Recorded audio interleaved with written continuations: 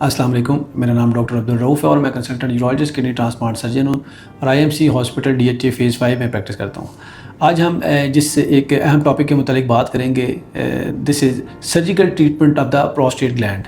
دیکھیں، جو مردانہ غدود ہے، اس کے اگر ہم سرجری کی بات کریں تو کافی جو پیشنٹس ہیں وہ کنفیوز رہتے ہیں کہ جی کون سی قسم کی سرجری کروائی جائے۔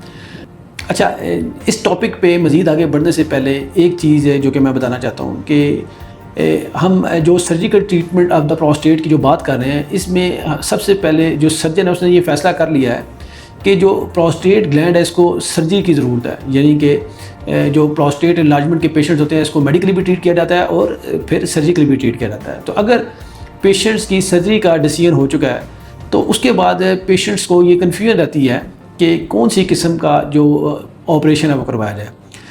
تو سرجری ڈپینڈ کرتی ہے پروسٹیٹ سائز پہ۔ اگر تو پروسٹیٹ سائز لیس دین 30 گرام ہو تو جنرلی اس میں trans urethral انسیژن of the prostate کیا جاتا ہے۔ یہ ایک اینڈو یورولوجیکل پروسیجر ہوتا ہے جس کے اندر بذریعہ کیمرہ جو پروسٹیٹ ہے گلینڈ اس کو ہم ایک انسیژن کی مدد سے وائڈ اوپن کر دیتے ہیں، اور اگر prostate gland is more then 30 gram اور اس کی کیٹیگرائزیشن کی جائے تو لیس دین 80 گرام، اس سائز کے پروسٹیٹ کے لیے جنرلی TURP، جس کو trans urethral ریسیکشن of the prostate کہا جاتا ہے، اس کی دو ٹائپس ہوتی ہیں، مونوپولر ریسیکشن اور بائی پولر ریسیکشن۔